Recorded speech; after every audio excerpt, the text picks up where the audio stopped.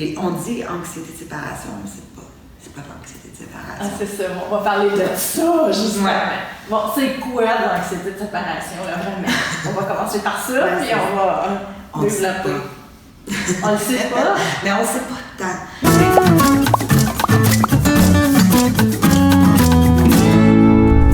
Bonjour, Mimi Griotte ici. Bienvenue dans cette nouvelle entrevue. Aujourd'hui, de quoi on va parler? On va démystifier l'anxiété de séparation, tout un sujet. Mais j'ai avec moi une spécialiste dans le domaine, Claudine Prud'homme. Merci, j'adore. Ton chien est vraiment sûr que... Avec Lola, là. Non, mais ton chien est sûr que tu es une spécialiste dans le domaine. Lola l'approuve. Oui, Lola. Merci de m'avoir. On est aussi avec Lola, le petit chien de Claudine. Donc, salut Claudine. Salut, Michel. Merci beaucoup de m'accorder cette entrevue. Moi, je suis tellement contente qu'on parle de ça parce que les gens ont des fois des mythes et des idées à propos de l'anxiété de séparation. Donc, on va parler de ça. Good. Évidemment que tu es éducatrice canine en premier lieu et tu as une spécialité. Fait que raconte-moi donc comment c'est venu le fait que tu deviennes spécialiste en anxiété de séparation. Ça a été un long, pas trop long cheminement. Tu vas descendre, t'arrêtes pas de faire ça. Long dans le sens que j'ai fait beaucoup d'études pour arriver à être éducateur canin. J'ai pas tout à fait le même, un pattern. Là, je m'excuse, il y a des mots qui vont sortir en anglais des fois. Un cheminement qui est un peu propre à. J'avais jamais rien fait avant de rentrer à l'académie. Fait que je me suis tapée là 2 ans en tout premier lieu pour The Academy for Dog Trainer, qui est l'école de Jean Donaldson. Après le 2 ans, plusieurs fois, j'ai venu sauter en bas du pont parce que je pensais pas que j'étais rentrée dans une formation comme ça. Là. Mais bon, j'ai tenu, j'ai réussi à sortir j'ai fait mon cours avec l'école. Et à l'époque, je faisais beaucoup de bénévolat à la SPCA de Montréal. OK. Et c'est quelque chose qu'on voit souvent dans les refuges. Okay. Le chien va rentrer ou va souvent être abandonné par cause d'anxiété de séparation. Donc, des chiens qui vont détruire, des chiens qui vont hurler, les locataires. Fait que c'est une grosse cause de rentrée. C'est très difficile de faire adopter ces chiens-là parce qu'on doit, mettre tout sur les critères en place pour la famille. Ben oui, il faut que la famille soit au courant de ce qu'elle doit. Bref, on en voyait beaucoup. OK. Puis on peut-tu en voir beaucoup dans la SPCA qui le développe parce qu'il a été abandonné? Oui, pour être tout à fait. C'est un gros, on pourrait en parler, c'est un gros déclencheur. C'est un gros déclencheur. Ouais. OK. Fait, étant donné que là, j'étais entraîneur canin, que j'étais exposée à tout ça, on a une graduée à l'académie qui est Malena de Martini, qui est aux États-Unis ou en Amérique du Nord, la spécialiste en entraînement d'anxiété de séparation. OK. Fait qu'elle avait offert un cours, elle avait offert le cours aux étudiants de l'académie initialement. Fait que j'avais décidé de prendre le cours. OK. Donc j'ai pris le cours. Quand je suis sortie, quand ça s'est su, OK. que j'avais fait. Quand j'ai fait l'académie, j'ai été je suis la grand-maman au Québec pour avoir fait le cours de Jean Donaldson. Il n'y avait personne qui avait fait le cours de Jean. Ça avait créé tout un émoi, ou en tout cas au niveau d'avoir la clientèle. Après ça, quand j'ai fait Malena, j'ai été la première à graduer de Malena au Québec. Là, ça s'est su. Et là, les entraîneurs canins, les vétérinaires, les gens qui ont commencé à savoir que j'avais cette formation-là, commençaient à m'envoyer leurs clients. Parce que tu n'as pas beaucoup d'entraîneurs. Non. C'est pas une spécialité qui est hyper le fun.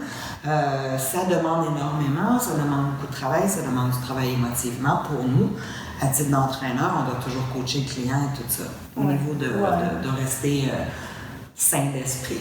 Fait que quand ça s'est su, les clients ont commencé à rentrer beaucoup trop. Okay. Dans le sens que là, oublie ça, je ne pouvais plus faire rien d'autre. Parce que je les prenais, je n'avais personne à référer à cette époque-là au niveau de l'anxiété de séparation. Puis ça s'est fait comme ça. Okay. Avec le résultat que là, c'est littéralement 95% de ma clientèle. Okay. C'est des cas de... Et on dit anxiété de séparation, mais c'est pas l'anxiété de séparation. Ah, c'est ça, on va parler de ça, justement. Ouais. Bon, c'est quoi l'anxiété de séparation, là, vraiment? On va commencer par ça, puis on va développer. On le sait pas. Mais on ne sait pas tant. C'est pas un milieu qui est excessivement recherché. On commence à avoir un petit peu plus de recherche sur le sujet, mais c'est sûr que c'est pas évident comme contexte de recherche parce qu'on mettrait l'animal en panique. Ouais, de ce qu'on voit le plus ou de ce qui semble ressortir le plus. Bon, le premier, c'est la peur d'être seul. Bon, ouais. Puis c'est une peur qui s'approche de la phobie. Vous avez commencé à penser qu'on parle de troubles phobiques, de troubles anxieux. C'est pas très clair, ça dépend de la recherche, mais bref, on sait que c'est vraiment un animal qui a excessivement peur d'être seul. Quand je dis que c'est pas l'anxiété de séparation, l'anxiété de séparation clinique, c'est le vrai terme. C'est quand tu as un animal, une personne ou un humain qui est incapable de se distancer d'une personne. Donc, un seul propriétaire. Si on parle des chiens, ça va être plus simple. Wow. C'est celui qui veut absolument pas que maman s'en aille. Si maman s'en aille, même si papa est là, même si tout le monde est là, ça marche plus. OK, c'est une personne. C'est une personne ou un petit groupe de personnes très spécifiques qui fait en sorte que si ces personnes target-là sont pas là, le chien est en panique. OK. On n'a pas accès, c'est beaucoup plus complexe. Oui. Ça doit être c'est quelque chose qui est propre au vétérinaire. Ça peut être diagnostiqué que par un vétérinaire ou un vétérinaire comportementaliste, donc pas nous les entraîneurs. Et c'est très rare. C'est rare qu'on voit. On voit moins. Okay. Normalement, ce qu'on voit... C'est intéressant. Normalement, ce qu'on va voir, c'est... et là, il y a plein de termes qui peuvent être utilisés, mais c'est de la détresse d'isolement. Donc, si on prend un chien qui souffre d'anxiété de séparation, on peut dire anxiété de séparation, on l'utilise parce que c'est le terme commun que tout le monde connaît. Oui, c'est ça. Fait que c'est le terme vulgarisé, si tu veux. Autrement dit, on a un chien qui en souffre, mais on peut l'amener en garderie. On peut avoir quelqu'un qui va venir le garder chez nous. C'est juste la panique d'être laissé seul. D'être laissé seul. Ouais. OK. C'est surtout ça qu'on voit en entraînement. Et c'est beaucoup plus facile pour le client. Oui. Parce qu'il y a beaucoup plus de ressources à ce moment-là. Ah ouais. Puis là, le client finit par savoir vraiment c'est quoi qui se passe. Tu sais, ta petite poupoune, là. Justement, elle... Non, je suis pas sûre qu'elle va partir longtemps. Vous allez la revoir, ça ne sera pas long. Ben justement, Lola a souffert d'anxiété de séparation. Oui. Là, c'est vraiment l'anxiété de séparation, vu qu'on vient de parler de détresse. Non, la détresse d'isolement, la peur d'être laissé seul, en fait. De ce qu'on en sait, et on sait pas du tout, puis parce qu'on parle de Lola, ça me fait penser à ça. On ne sait pas si c'est génétique, on pense que ça aurait une base, qu'à la base, ça serait quelque chose de génétique, qui aurait besoin d'un déclencheur. C'est intéressant. Le fait d'être dans un refuge, normalement, ce qui sert de déclencheur va vraiment être tout ce qui est un gros changement dans l'environnement de l'animal. Donc Lola avait commencé à faire de la détresse d'isolement quand ma chienne est décédée. Donc la chienne avec qui elle était toujours. Quand j'ai perdu la leur à l'heure, ça a été le bordel pour Lola. Parce qu'il faut dire que Lola vient d'un refuge, d'une ferme de fourrure. Une ferme de fourrure. Et c'est une grande traumatisée de la vie. Oui, elle a vécu des affaires. Elle est petite, elle a vécu des affaires. Fait que de ce qu'on en sait, ce serait génétique. On aurait besoin d'un déclencheur. Puis quand on parle de déclencheur, souvent, ça va être ça. Ça va être un déménagement. Lola déménage présentement. Fait que c'est pour ça qu'elle a l'air un peu plus paquet de mer. Un déménagement, un divorce, un décès, ou l'ajout. Un nouveau copain, un nouveau chien, n'importe quoi qui est vraiment gros au niveau du changement. Qui change vraiment, on va normalement servir de déclencheur pour ce genre de détresse-là. Donc là, on a parlé de ça, mais j'aimerais ça qu'on fasse des distinctions. Parce que déjà, il y a des mythes avec ça, sur l'anxiété de séparation, puis il y a des gens qui pensent que détresse d'isolement, anxiété de séparation, c'est ce que leur chien vit, puis c'est pas ça. Ouais. Vraiment. Mais des fois, j'en vois parce que je vois que le chien, il est juste fâché que la personne s'en aille. Puis là, la personne, elle dit « Mon chien, il fait de l'anxiété de séparation. » Pas ça, il est juste en maudit. Par exemple. Puis c'est pas, je dirais pas si, je peux pas dire que c'est qui est en maudit, je ne sais pas. Je peux on ne sait pas, c'est vrai. Mais c'est sûr qu'il y a des trucs, c'est sûr qu'il y a des choses qui ressortent. Wow. J'ai beaucoup de gens qui me contactent pour faire l'initiale parce que je fais toujours une initiale gratuite, une conversation pour ça, parce qu'on a beaucoup de cas qui souvent ne le sont pas. Ce qui ressort le plus que je peux voir à date, bon, un chien adolescent qui a un manque d'enrichissement. OK. Right? Fait que ceux qui font des comptoirs, là, ou maintenant qui s'amusent à manger ton sofa et tout ça, va souvent être pris pour l'anxiété de séparation. Oui. En fait, il manque d'activité. En fait, c'est pas manque d'activité, puis on peut le voir. Il n'y a rien qui est coulé dans le béton. Non, c'est ça. Nous, pour être capable de regarder qu'est-ce qui se passe, on a comme, et je dis nous, là, ceux qui ont été entraînés avec Malena, tout le moins, on cherche des flags, on cherche des drapeaux rouges. Puis, on a des fois des comportements qui vont sembler être exactement la même chose, mais qui ne le sont pas. Donc, par exemple, le grand destructeur, là, celui qui détruit ta maison, c'est rare s'il fait de l'anxiété de séparation qu'il va juste manger ton sofa ou qu'il va décider de monter sur ton comptoir parce qu'il veut manger ton pain. Lui, normalement, ça pourrait être, mais normalement, ça va plutôt être celui qui manque d'enrichissement qui fait ça. Celui qui détruit parce qu'il panique, parce que c'est ça qu'il faut garder en tête. Si vraiment il panique, il va vouloir détruire au point de sortie, donc les portes. Essayer de sortir de la cage, il va se blesser. Au point de se blesser. Celui qui s'emmerde, il n'est pas si fou que ça. Il ne se casse pas les dents normalement. Celui qui est parce qu'il panique, il va se blesser. Oui, il n'y a plus rien que de sortir. Donc, c'est vraiment d'avoir un animal qui est en détresse et qui panique. Donc, il va avoir des comportements. Et là, on passe à travers tout le spectrum. Il y a celui qui se casse la dent et celui qui essaie de passer à travers la fenêtre. On en a qui le font. On va voir. Fait que ça, souvent, ça peut arriver. Un adolescent qui me contacte parce que finalement, tu te rends compte que le chien, c'est un braque de Weimar, puis il sort 5 secondes le matin. Bon, des choses comme ça. On voit beaucoup, et ça, je trouve ça triste. Les cages non entraînées. C'est le fun, les cages, c'est pratique. Ça devrait être entraîné. Mais souvent, on ne l'a pas. Et c'est souvent dans le cas d'un chiot. Donc, je vais avoir la madame qui a un chiot de 3 mois. Le chiot vient d'arriver à la maison. Elle a passé les 2 premières semaines au complet avec lui. Puis après ça, elle est partie travailler 8 heures, puis elle l'a mis dans la cage. C'est ça. Le chien pleure, urine, et on pense que c'est de l'anxiété de séparation. C'est souvent pas ça. Et ça, c'est très comorbide en passant. La cage avec l'anxiété de séparation. C'est ça. Ça devient une association que la cage, c'est horrible. Normalement, chiot, pas chiot. C'est sûr que le chiot va être dans un endroit un peu plus protégé parce que c'est un petit chiot. Mais c'est très rare que à date, je dis c'est très rare. Ça se fait, je pense que j'ai eu un seul client à date en 3 ans qu'on a fait l'entraînement d'anxiété de séparation dans la cage. Les autres sont libres. Les autres sont libres. Oui, parce que c'est comme en anglais, trigger stacking. Ça rajoute un stresseur de plus. Le chien n'est pas bien dans la cage. En partant, il n'est pas bien quand tu t'en vas. Puis c'est 5 fois pire parce que tu viens de le mettre en cage. C'est plus facile pour nous de l'entraîner quand le chien est en cage. Fait qu'on va en parler de ça tantôt, un petit peu de l'entraînement. Qu'est-ce qu'on pourrait voir d'autre? Fait que l'adolescent, la cage, c'est ceux qui ressortent le plus ça, c'est au niveau de pensée. Et se tromper, comme je te dis, dans les signes. Parce que le chien hurle ou jappe parce qu'il est sensible au bruit. C'est pas la même chose, ce serait pas nécessairement le même entraînement que pour l'anxiété de séparation. Ou est-ce qu'il fait parce qu'il est en détresse? Est-ce que c'est du demand barking? Donc, il veut de l'attention, il pense que tu vas revenir. Parce qu'il faut être temps pour lui que tu t'en reviennes. Ça va souvent être... Puis, des fois, on revient. Fait qu'il est auto-renforcé. Puis des fois, on revient.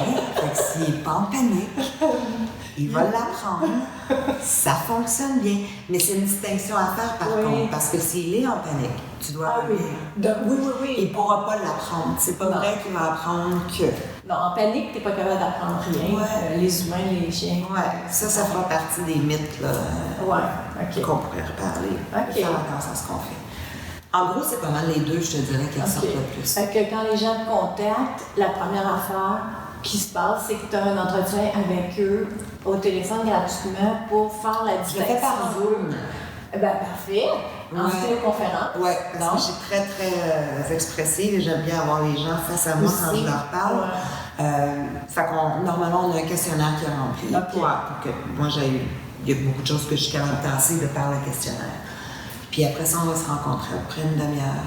Puis j'imagine que tu aimes ça avoir des vidéos de chiens, idéalement, quand c'est possible. Si c'est possible d'avoir la vidéo, sinon je vais le regarder live. Oui, c'est ça. On le met en live, puis quand la personne s'en va, on regarde le chien. Oui. OK. Ouais. Fait que, ça, avant un petit peu d'expliquer ça, là, un petit peu, pas le protocole, mais comment ça se passe, vu qu'on est dans les exemples, il y a beaucoup de mythes qui font que les gens pensent que ça crée de l'anxiété de séparation. On peut-tu parler de ça? Oui. Ça, écoutez ça, là, parce que là, ça allait peut-être démystifier certaines de vos croyances. Je vais essayer de m'en rappeler toutes. Non. Oui, il y en a beaucoup, en fait, et c'est triste un peu parce que c'est souvent des choses qui, au contraire, pourraient, si le chien a l'anxiété de séparation, ce genre d'entraînement-là, va rendre probablement la chose beaucoup pire. OK. C'est ce qu'on essaie d'éviter au niveau des mythes. Un des gros mythes, tout ce qui peut avoir attrait à le chien doit apprendre à être indépendant ou il doit être détaché d'eux. Fait que là, on passe à travers tout un aria de on veut plus que le chien entre dans le lit. On doit complètement ignorer le chien quand on rentre dans la maison. Ce genre de trucs que les gens trouvent un peu partout. Qui sont vendus pour dire que ça va régler l'anxiété de séparation. Si on revient à ce qu'on disait tantôt, à l'effet que c'est vraiment de ce qu'on en pense un trouble anxieux ou une panique ou une peur irrationnelle, guess what? Ça ne change rien pendant tout. Ça va être pire. Parce que si on prend par exemple le chien qui ne dort pas dans son lit, le chien qui est toujours dans le lit, là, dans mon lit. Si demain matin, je dis, toi, tu vas devenir indépendant, tu ne dors plus dans mon lit, c'est une des seuls endroits où cette chienne-là, elle n'est pas anxieuse. Oui. C'est quand elle est couchée entre moi et mon conjoint, elle est relaxe, elle adore évacher sur le dos. Si j'enlève ça, c'est un des seuls exécutoires qu'elle a pour pouvoir se calmer. Donc, un chien qui souffre vraiment de détresse d'isolement ou d'anxiété de séparation clinique, si c'était le cas, on ne veut pas y enlever ça. Mais non. C'est certain que quand on vient à la maison, il faut faire la balance. On ne veut pas non plus faire « je viens d'arriver ». Le chien qui fait de l'anxiété va sûrement être déjà bien excité quand t'arrives. Donc on ne veut pas y aller trop fort. Mais le fait de rentrer comme un robot n'est pas plus normal pour ton chien. Mais non, c'est ça. Et c'est pas juste pour le chien. C'est dur pour l'humain. Moi, je trouve ça très triste parce que l'humain qui doit passer à travers ça, c'est un protocole, on va en parler tantôt, qui est quand même difficile, qui est long, qui demande énormément.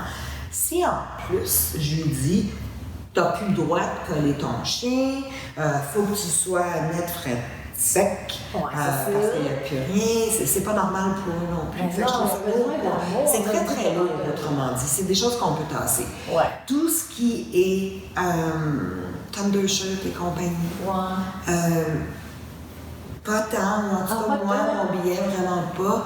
Je dis pas que ça pourrait jamais fonctionner, mais si on regarde les règles de l'entraînement, pour qu'un Thundershirt fonctionne bien, il faudrait le conditionner au préalable. Ce que les gens font pas. Ils mettent ça, puis puis ça peut devenir encore plus stressant, mais pire que tout, ça peut devenir un cue.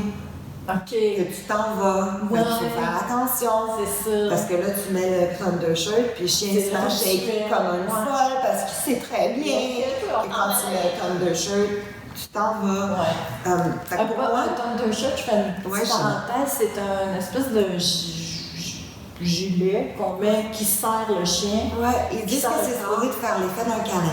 C'est ça. C'est supposé de calmer le chien. Moi, ça n'a jamais marché avec mon chien. Mais j'ai pas connu, écoute, ça se peut. J'ai rarement connu, mais je veux pas dire que ça marche pas. Non, on peut pas dire que ça fonctionne pas. Il y a sûrement des chiens qui se sentent mieux avec ça. C'est ça. C'est juste que, pour moi, tout ce genre de choses-là, et j'en ai, tu sais, l'homéopathie peut être très bonne.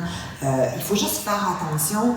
Et là, c'est comme je te dis, c'est mon billet parce que moi, je suis à l'autre bout de la ligne. Ça veut dire que quand le client arrive jusqu'à moi normalement, là, il a passé je sais pas combien d'entraîneurs qui ont essayé d'entraîner toutes sortes d'affaires qui ne marchaient pas.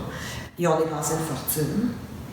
Ils sont épuisés financièrement, mentalement, parce que c'est dur. Quand quelqu'un te dit ça va marcher, on va le faire, puis que ça ne marche pas. À un moment donné, là, on a du temps limité au niveau des émotions, au niveau du temps, au niveau des finances et tout ça. Fait que la personne qui m'arrive, c'est pour ça que moi, je suis un petit peu plus effie avec ces choses-là. Faut faire attention. Oui, c'est sûr. Souvent, les gens ont tout essayé ça. Puis là, il arrive à voir.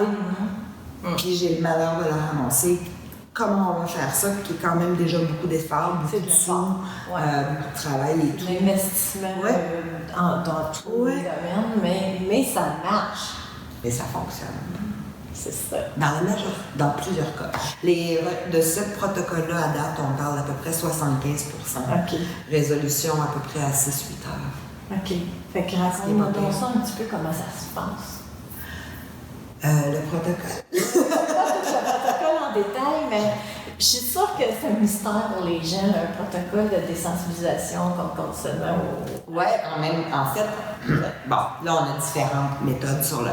Tu sais, dépendamment des entraîneurs, on va avoir différentes façons de l'entraîner. Pour ceux qui, comme moi, sont gradués de Malena de Martini, nous, on l'entraîne par désensibilisation systématique, ce qui veut dire qu'il n'y a pas de contrôle. Il n'y a pas de contrôle. Non. OK. Ça veut dire que, je vais un peu expliquer, on fait juste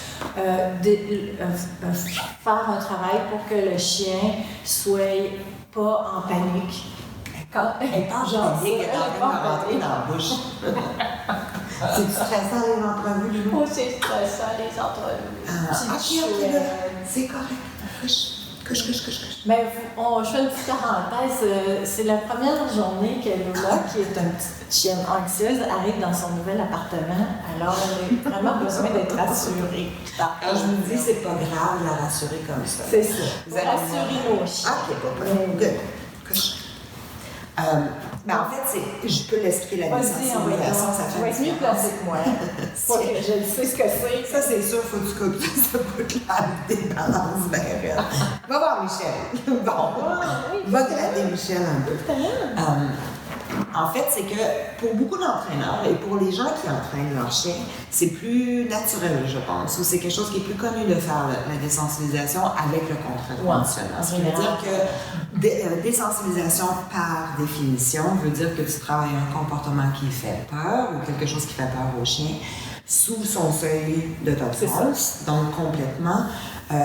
Contre-conditionnement, c'est de prendre quelque chose qu'on a peur et de le mettre positif avec des gâteries, avec quelque chose comme ça. Fait qu'en règle générale, en entraînement, ce qu'on voit souvent, c'est pour des chiens qui ont peur, c'est du conditionnement classique. La désensibilisation systématique en fait partie, mais je veux dire, on va voir le DSCC qui est la désensibilisation contre conditionnement. Donc, on transforme l'émotion du chien. Il est loin là-bas, on met les gâteries, on donne. De la manière que nous, on travaille, puis je vais dire nous, au niveau des CESAT, qui sont celles qui ont passé par Malena, on a différentes raisons pour lesquelles on n'utilise pas le contre-conditionnement. Donc, la partie gâterie, la partie paye, la partie bouffe. On laisse pas de connes et compagnie quand on fait les exercices pour l'anxiété de séparation. Pourquoi? Parce que dans la majorité des cas, si votre chien en souffre vraiment, il ne va pas être touché. Fait qu'on ne mange pas. Le jeûne est un des signes qu'on peut voir au niveau de l'anxiété de séparation. Peu importe qu'est-ce qu'on laisse. Il va manger, mais à titre d'exécutoire. Il mange, non seulement c'est ça, non seulement il ne mangera pas, ou il va le manger, mais il mange au début, c'est comme un genre d'exécutoire à la panique. Tu fais que tu viens de partir. Puis dès que c'est lâché, l'anxiété revient. Donc, au niveau de l'entraînement, on ne s'en sert pas du tout. On va le ramener quand le chien va être rendu à 1 heure au moins d'absence, parce qu'on ne vous dit pas de ne pas laisser d'enrichissement à votre chien du tout. Non. Mais quand on sait qu'il y a vraiment des liens avec, puis qu'il commence à être à 1 heure, 2 heures, on va réintégrer l'enrichissement, mais on ne s'en sert pas. On ne veut pas payer le chien, on ne veut pas donner des gâteries quand on arrive, parce qu'on peut créer un chien qui va être conditionné à attendre. Fait que le protocole. Oui, on parle un petit peu de protocole, de comment ça se travaille ça, quand les chiens ne peuvent pas rester tout seuls, parce qu'on ne veut pas les laisser en panique. Mais maintenant, il faut qu'ils apprennent à rester tout seuls, puis comment on leur apprend. Bon. Fait que si on le fait par désensibilisation systématique, ça veut dire qu'on va montrer au chien, on va réhabituer le chien doucement à ne pas paniquer quand on s'en va, donc à ne plus avoir peur. Il y a 2 clés à ça. La première, ou moi, ce que j'appelle les deux trucs que je peux pas travailler avec le client si ces 2 conditions-là ne sont pas rencontrées. C'est 2 fondamentaux. Oui, qui sont vraiment en rapport avec le genre de protocole qu'on fait, vu que c'est de la désensibilisation. La première clé, c'est que le chien ne peut pas être laissé seul. Fait que c'est un contrat qu'on fait avec son chien pour dire, je vais jamais te laisser seul plus que le temps que tu peux tolérer. OK. Parce que si tu travailles en désensibilisation, ça serait l'équivalent de remettre le chien en état de panique tout le temps. Ben oui. Puis si le client fait ça, on va tourner en rond pendant des années, malheureusement. OK. Fait que ça l'implique beaucoup au début pour le client. Ça l'implique qu'on doit mettre en place une cédule complète de ressources. Oui, parce qu'il faut quand même qu'il aille travailler, j'imagine. Oui, la plupart des clients doivent aller travailler. Et ça, je veux dire, bon, on va se le dire, si on veut entraîner l'anxiété de séparation, on a besoin d'un entraîneur qui est qualifié pour être avec vous autres. Oh, oui. Et ça fait partie de notre travail aussi, de passer à travers la cédule du client, qu'est-ce qu'on a besoin comme ressources. Et c'est toujours la première chose que les clients font. « Wow, je peux pas. » Je peux pas faire ça. Au départ, c'est sûr. Mais en règle générale, ils peuvent. Puis ils sont capables de s'organiser. Parce qu'on est capable de passer à travers, de faire du brainstorming. On a des ressources, que ce soit avec des étudiants universitaires qui, en échange d'un Wi-Fi, vont venir étudier chez vous, like des étudiants qui font des PhD ou des choses comme ça. Les centres de personnes âgées, bon, dépendamment. Est-ce que le chien s'entend bien avec les autres chiens? Les centres canins, les trucs comme ça. Fait qu'on a des ressources. Ben oui. Mais c'est une clé. À quelque part avec un endroit où il est pas tout seul. C'est une clé. Les régressions des plateaux sont toujours normaux. Oui. On va en faire. C'est là que l'entraîneur, encore une fois, va être capable de t'aider pour passer à travers ça. Oui. Mais c'est des choses qui sont normales. C'est pas un entraînement qui s'en va comme ça. Pas du tout. C'est un entraînement qui s'en va en rabot. Le début est pire, parce que le début, c'est comme ta fondation de maison. C'est là que tu vas passer à travers tous les signes de pré-départ, ce qu'on entend, les fameuses clés, puis tout ça, vont être entrés dans le protocole. Fait que c'est plus long au début. Dès qu'on a fait passer tous ces signes de pré-départ-là pour le chien, puis qu'on entraîne juste la durée, là, ça va monter beaucoup plus rapidement. Bref, premier truc, il ne faut pas laisser le chien seul. Puis la deuxième chose qui est hyper importante, c'est d'y aller au rythme du chien. Ce qui veut dire que je ne peux pas donner de limite. Je ne peux pas dire dans 3 mois, ça va très bien. C'est ça. J'ai des chiens qui vont aller très bien dans 3 mois. Puis j'en ai d'autres qui vont prendre 1 année ou 2 avant d'être bien. Il y a plein de trucs qui vont rentrer en ligne de compte, mais ces deux avenants-là, le fait de ne pas le laisser seul et le fait de bien comprendre qu'on doit y aller, que c'est lui qui va décider. C'est ça. De ce qui panique, parce que moi, je ne peux pas savoir si toi, tu as plus peur des araignées parce que pour une raison ou une autre que moi. Fait qu'il faut vraiment y aller au rythme de l'animal. Ça, c'est les deux clés. Puis quand on a tout ça en place, ben on est capable de faire un protocole où ce que doucement, on va réhabituer le chien à ce que tu sortes, à ce que tu partes. Sans qu'il y ait de panique. Fait qu'on l'habitue par mini-étapes. C'est par mini-étapes. Puis c'est mini-étapes de temps, mais il n'y a pas un chien qui va être pareil. C'est clair. On a des chiens qui vont passer. On entend ça souvent aussi. Prenez vos clés, shakez-les, remettez-les. Oui. Bon. On pourrait faire ça séparé, mais nous, on rentre direct dans le protocole. Fait qu'ils vont rentrer doucement, ces choses-là. On a des chiens pour qui les souliers veulent rien dire. Mais ça va aller très vite. Puis on a d'autres chiens qui vont vraiment avoir une grosse association avec quelque chose comme ça. Fait que c'est d'y aller en termes de durée, mais c'est vraiment un vrai protocole de désensibilisation où ce qu'on va dire, je te donne une étape très difficile, après ça, je vais t'en donner 2-3 faciles, après ça, on retourne très difficile. Puis le client il est toujours accompagné, fait qu'il y a des ressources, il y a des outils, il sait... On le fait en ligne, premièrement. Ça, on va le faire en ligne. C'est une question... Un autre des trucs que souvent les gens me demandent au niveau du protocole. Ils n'ont pas l'habitude de ça. Ils veulent que je me présente chez eux. Mais même si tu es mon voisin de palier, je ne vais pas aller chez toi. Parce que souvent, ces chiens-là vont avoir des comorbidités au niveau des autres peurs. Donc, souvent, ils ne sont pas trop sûrs des étrangers, même s'ils sont très prosociaux. Si je me présente sur place puis que je veux tester ton chien, moi-même, je suis un paramètre de plus. Oui, j'ai quelque chose qui vient d'arriver. Perturbateur de l'environnement. Et c'est pas ça que je veux. Ben non. Moi, je veux entraîner ton chien dans ton contexte de vie à toi. Sans que moi, je sois là. Fait que le fait de le faire en ligne nous permet de voir, moi, je peux voir le chien live quand j'en ai besoin et je suis pas un ajout. Ou un stresseur dans l'environnement du chien. Fait qu'on le fait toujours en ligne. Je suis avec le client 5 à 6 jours sur 7. Ce qui veut dire qu'on va faire... ça demande toujours comme 20 minutes à 30 minutes au client par jour pour faire les exercices. Là. Nous, on appelle ça des missions. C'est la mission de la journée. La mission de la journée. Mission accomplie quand c'est fini. puis que ça va bien. Fait qu'ils doivent faire ça. On travaille par Google Doc.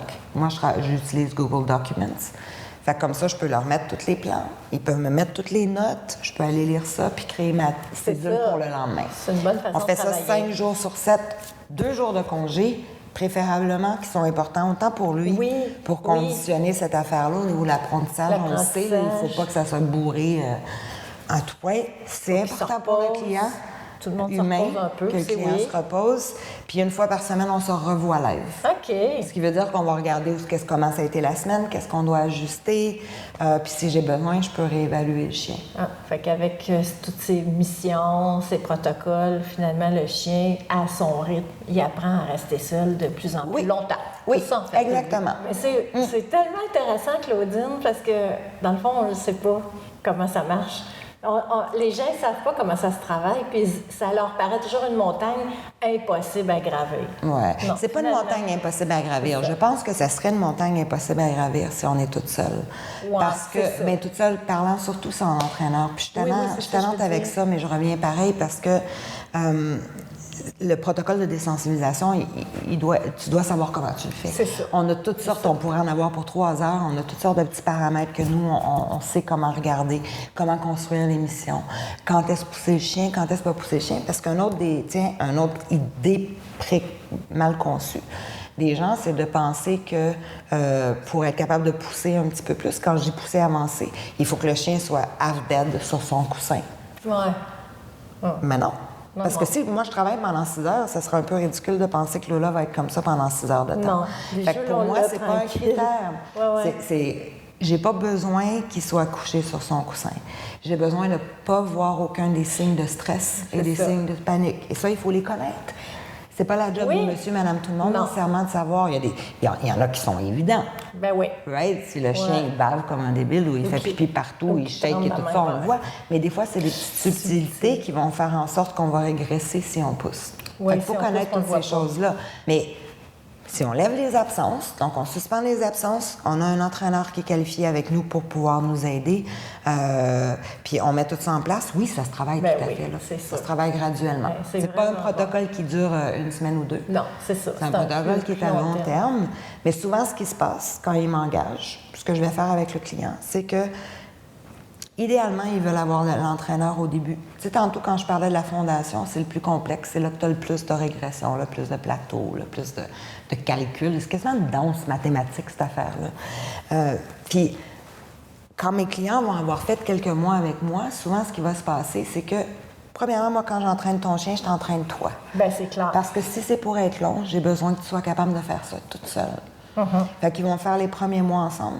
Puis après, on fait une belle transition. Ce qui veut dire que eux vont vouloir commencer à écrire l'émission. OK. Puis là, ben moi, je fais juste regarder si tout se passe bien. OK. C'est beaucoup moins cher, beaucoup moins dispendieux au niveau du protocole du mois, parce que c'est par mois, on travaille ça. Puis tu es là à... Je suis encore là, si jamais il y a un besoin. Puis dès que le client est super confortable, il le fait tout seul. Puis ils peuvent revenir des fois juste pour avoir une demi-consultation ou oui, c'est ça. C'est qui tombe un petit peu plus au besoin. Fait que c'est un projet à long terme. C'est un projet à long terme. travail d'équipe. Oui, c'est ça. Ouais. Mais incluant le vet. On n'en a pas parlé. Mais un des trucs qu'on a souvent besoin, c'est de la médication. OK. Pour baisser de l'anxiété. Pour baisser l'anxiété, pour que le chien puisse conditionner, puisse apprendre tout ça. C'est ça. L'apprentissage, tu as besoin d'avoir l'esprit clair, puis quand tu es envahi par l'émotion, c'est pas possible. C'est ça. Ce serait comme si j'essaierais de te faire réciter l'alphabet. Si tu as un gun comme ça, je te garantis que tu n'es pas capable de me le dire. Puis je vais présumer que tu le sais. Oui, c'est ça. On va présumer que tu es capable de me dire ABC, mais c'est possible qu'en état de panique, tu ne sois pas capable de le faire. Fait que quand on a un chien qui est très, très anxieux, moi, je vais faire toujours, on va travailler avec les vétérinaires, je vais leur envoyer l'observable, ce que je vois en termes de comportement, parce que moi, je ne peux pas prescrire de médication. Puis souvent, on va ajouter un anxiolyte. pour anxiolytique. Anxiolytique. Je me trompe tout. Avant, je disais anti-anxiolytique. J'ai fait toutes mes études en anglais, puis j'ai tout mêlé ça en français une fois rendu là. Il n'y a plus rien qui marchait. Mais on va vouloir en ajouter un pour ramener le chien à un niveau où il est capable d'apprendre. S'il n'y a pas de stresseur adjacent, si on n'a pas de comorbidité, genre un chien qui est at large, super anxieux, la médication pourrait être sevrée éventuellement. Oui, c'est ça. Ben c'est vraiment intéressant. Mais c'est un outil pour nous, la médication. C'est pas un assommage de... C'est vraiment un outil pour pouvoir... C'est la boîte à outils de... Fait que ça prend tout le staff pour faire la cédule, ton entraîneur, maman, papa qui comprennent les limites du chien, puis ton vétérinaire. Ça, c'est l'équipe pour moi qui est parfaite là. L'équipe pour passer à travers ça. Puis pour la réussite. Traitement choc. On va l'avoir. Pour le bien-être de nos petits toutous. Oui, mais ça, c'est ça. Ça vaut la peine. Hein, surtout quand on a un jeune chien, là, on parle de... Ouais. Bien jeune ou moins jeune. Ça a l'air gros, mais c'est une présomption. Les gens qui me disent, admettons, je peux pas payer tout l'entraînement. Oui, mais regarde, il a défoncé il a passé à travers 3 portes. T'as plus de tapis parce qu'il a uriné, déféqué, whatever have you. Tu payes une fortune. Oui. Tu payes une fortune, puis c'est pas fini. Oui, fait qu'on est aussi bien de mettre toutes ces ressources-là vers le fait que ça va être entraîné. Santé mentale, de ta vie, vie, ton environnement, ton couple, ta famille. C'est large. Ça, c'est moi qui parle en anglais. C'est large. Bien, super, merci Claudine. Puis là, pour terminer, regarde si c'est pas beau, là. C'est tellement cute. Au moins, elle a arrêté de me gratter le front. C'est ça. Elle s'est calmée. Elle dit, épuisée. Oui, je suis fatiguée, j'en peux plus, me faire un petit repos avant de regrimper. Moi, j'aime... Regarde, je l'ai réveillé. Je blague. J'aime ça poser une dernière question à mes invités.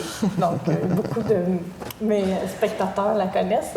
As-tu déjà fait quelque chose dans ta vie que tu considères aujourd'hui comme étant une erreur, mais que tu le considères rétrospectivement, bien sûr, mais que si tu pouvais revenir en arrière et la réparer, cette erreur, tu la referais quand même?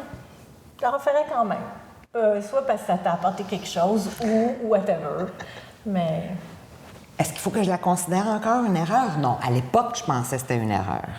Je sais pas. En général, c'est aujourd'hui... c'est pas... Je vais mettre une bémol à ta question. Oui, là. OK. Non, parce que là, la première affaire qui m'a sorti dans la tête, mais c'est peut-être pas bon. Fait qu'on en trouvera un autre. C'est quelque chose qu'à l'époque, j'avais considéré une erreur. Une grosse erreur. Okay. À l'époque, là, t'as dit, moi, je fais ça, puis c'est une erreur. Pendant que je le faisais. Ah oui, mais quand tu as pris ta décision. Quand j'ai pris la décision, non. Mais une fois que j'ai pris la décision, je pensais que on a-tu le droit de dire merde devant la caméra? Oui. Je pensais que j'étais vraiment dans la merde et folle d'avoir pris cette décision-là.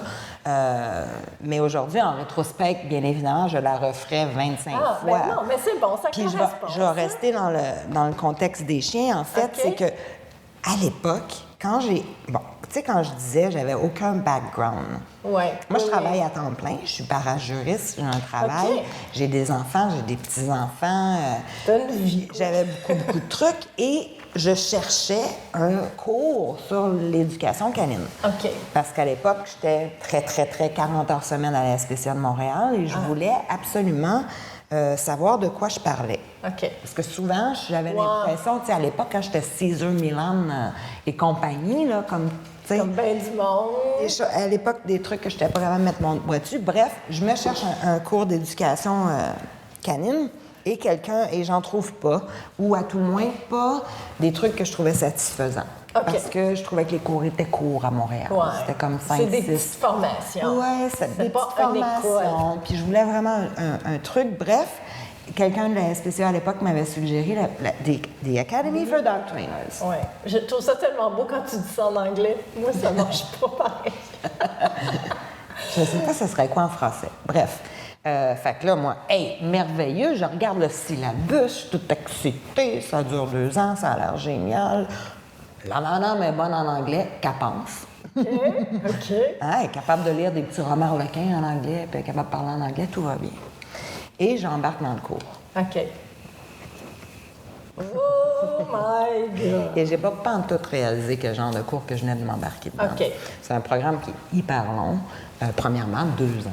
Quand même 2 ans. Et qui est très, très thorough. Puis là, ça, je sais pas comment dire. C'est demandant. C'est demandant, exigeant. C'est exigeant. Moi, je suis rentrée à l'époque où Jean venait d'installer les niveaux. OK. On fait ça comme une université, si tu veux. Là, fait que tu as freshman, sophomore, junior, senior, blablabla. OK. Puis on passe à travers tout, que ce soit de la génétique à l'évolution, aux entraînements. Et c'est de l'entraînement de production, l'académie. On s'entend, là, c'est Skinner et Pavlov. Fait qu'on a regardé, tu sais, apprendre à lire on fait des plans. Tout est planifié. Aucun entraînement sans plan. Parce que Jean a dans sa tête que si tu n'as pas de plan, à un moment donné, c'est sûr que tu vas perdre ce qui doit être fait. Bref, 15, 20, 25 heures par semaine à avoir besoin de dévouer dans le cours, puis je comprends pas la moitié des affaires parce que c'est des termes que je comprends. Tu sais, lire un papier de recherche scientifique en anglais, c'est pas la même chose que le roman Harlequin. Non, c'est clair. Et combien de fois j'ai voulu lâcher? Honnêtement, tout abandonné, malgré les sous investis, malgré les tout. Et là, ça va être un petit peu ironique de dire ça, mais c'est mon ego qui m'a gardé là. Parce qu'à l'époque, il y avait quelqu'un qui avait ri quand j'avais dit que je m'étais... Quand je disais que j'étais la première, on ne l'avait pas faite. La personne avait éclaté de rire puis m'avait dit « Tu passeras jamais à travers ça. » Ah bon? Et ça, oui. Ça m'a tenue. À toutes les fois que je voulais lâcher, que je disais que j'avais plus de temps, que je pleurais, que j'appelais Jean, je paniquais, je comprenais rien. C'était plus aversif pour moi, bien plus P+, pour moi, d'avoir à regarder ces gens-là et dire je ne l'ai pas fait. Oui, c'est ça. Que de le faire. Bref, j'ai passé à travers tout ça. Pour pas vivre ça comme un échec. Pour pas vivre ça comme un échec. Fait que je me suis vraiment, ça a été vraiment, ça a poussé pour moi. J'étais toute seule, il n'y avait pas personne du Québec. Je sortais de là, je parlais aux entraîneurs. Les entraîneurs ne savaient pas de quoi je parlais. C'est vraiment un genre de truc différent. Okay. Fait que bref, beaucoup de montagnes à gravir pour faire l'académie. Fait qu'à l'époque, je l'ai considéré longtemps pour une erreur. En rétrospective, maintenant, je le referais n'importe quand. J'ai gradué avec honneur, fait que j'ai vraiment travaillé fort pour graduer avec honneur. Et je suis membre du personnel maintenant, aujourd'hui, ce que j'aurais pas pu faire, je n'étais pas passée à travers l'académie. Puis que tu n'aurais même pas pensé ça au début. Fait en rétrospective, honnêtement, c'est quelque chose que je referais. C'est sûr, mais que je voulais vraiment à l'époque. J'étais pas contente de mon choix. Non, mais je comprends, mais quelle belle erreur. Finalement. Oui, quelle belle erreur finalement, mais tu m'aurais dit ça quand je l'ai fait. Non, quand tu étais dedans, là, tu m'aurais dit « Hey, lâche-moi 2 minutes. » Je pense que mon conjoint était celui qui a fêté le plus quand j'ai gradué. Parce que j'ai dû être peste pendant 2 ans. Il t'a soutenu, il fallait qu'il te soutienne là-dedans. Oui, vraiment, il a été fin. Non, mais c'est le fun. Mais non, je trouve que c'est une belle histoire parce que vraiment, écoute, ça t'a amené. C'est ça, ça t'a amené. Mais ça m'a amené là. C'est ça. Tout s'est déchaîné à partir de là. C'est ça. Fait que ça m'a fait faire un petit changement de vie vraiment complet, là. Oui, je comprends. Ça a vraiment été l'élément déclencheur. Hey, c'est super. Claudine, merci beaucoup. Il me semble qu'il y en a encore plein à dire. J'ai l'impression d'avoir juste brossé le dessus puis oublié plein d'affaires. C'est toujours ça. Oui, tu sais, on reste en surface, qu'est-ce que tu veux, mais au moins les gens, je suis sûre que vous en savez un petit peu plus sur les concepts de détresse d'isolement, anxiété de séparation. Puis on sait qui aller voir si on a un problème. Claudine avait une belle équipe avec des personnes à référer, donc sachez que si votre chien a vraiment du mal à rester tout seul, il y a de quoi à faire. Oui, ça vaut la peine. Puis on a la rencontre gratuite initiale en plus, ça reste que pour être sûr que ça l'est. Que ça l'est, que c'est ça. Si ça ne l'est pas, puis donner les premiers outils de gestion. C'est surtout ça, pour lui. Merci beaucoup. Merci à toi. Merci, Lola. Oui, tu as bien fait ça. T'es une belle fille. Merci à vous d'avoir écouté. Et puis, on se retrouve à un autre moment donné avec une autre entrevue puis quelqu'un d'autre. Salut tout le monde. Bye bye. Salut Claudine. Bye bye. Bye Michel.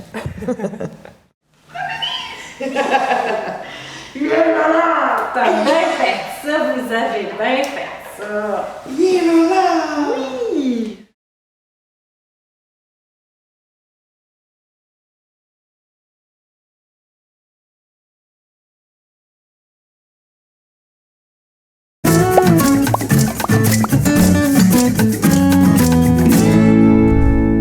Je sais pour être sûr, mon cadrage est raccroché. Bon. Ah, tu sais même pas si on est dedans, là.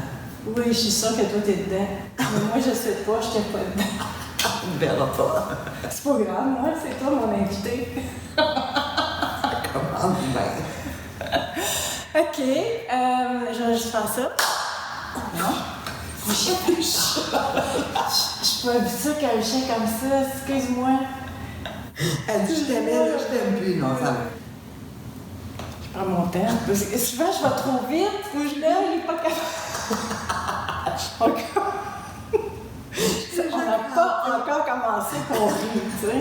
Mais ça fait partie de mes bloopers. Mon belle-fille, tu vas rester debout, toi? Peut-être. On n'a pas de contrôle. Tant qu'elle est là, elle va s'installer à un moment donné. Elle se demande qu'est-ce que tu fais, là, de détresse, là. Puis, est-ce que, mettons, j'ai oublié ce que je veux dire. C'est bon. Fait que c'est ça. On va voir si on peut. Belle fille. Ah oui, OK. Et on va, moi, en tout cas, j'utilise pas non plus nécessairement de trucs comme... Ça, faut que tu coupes ça. Oui, je vais couper. Penses-tu qu'elle a besoin d'aller dehors? Oui. Enlève ton micro. Bon, comme ça, ce petit chien-là, il n'a pas fait peur. OK. Je suis curieuse. C'est une bonne question. C'est que celui qui me montre mes affaires, C'est ça? ça, c'est juste du son. OK. Faut qu'il fit avec l'image. Fait OK. qu'il me voit taper, puis il entend le clap. Fait qu'il peut mettre le son puis l'image. Tu vois, prochaine entrevue avec Michel. Comment on fait les entrevues? C'est quoi tout cet équipement-là? Fait que là, vous savez que j'ai du son à part. Puis qu'elle doit taper. Puis que je fais peur aux chiens. Fait que le protocole. Oui, Fait on parle un petit peu de ouais. protocole. Si tu pouvais revenir en arrière puis réparer cette erreur... Aïe, aïe, attends. Tu entends ça? Là, j'ai pas entendu dans ma que je bouche, faisais. là. Les dents, clac. Petit poulet. C'est correct. Oui, Coche. c'est correct. Donc, t'as-tu compris le début ou j'en reviens? Oui, je vais recommencer. Couche. Oh, arrête. On va couper ce blooper. Je pense qu'on va reprendre la question. Vas-y, non. Ça va être mieux. T'as-tu déjà... Toi, c'est ça? Take three. On va attendre qu'elle soit prête, elle aussi, là. Couche-le là. Couche. Que de cœur. Oui. Allez. Du bouche. Ouais. Oui. OK. As-tu déjà fait quelque chose dans ta vie que tu considères aujourd'hui